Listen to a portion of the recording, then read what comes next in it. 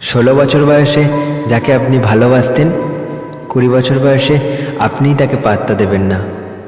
20 বছর বয়সে যার টেনশনে চোখের নিচে ডার্ক সার্কেল ফেলছেন, 25 বছর বয়সে এসে তার থেকে নিজেকেই দূরে সরিয়ে নেবেন।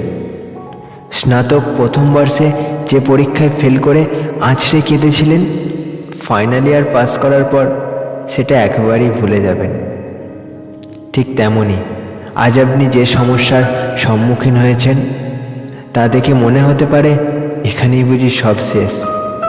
নিশ্চিন্ত থাকুন যে সব কুয়াশা চলে যাবে এবং এই পরিস্থিতি শেষ হবে।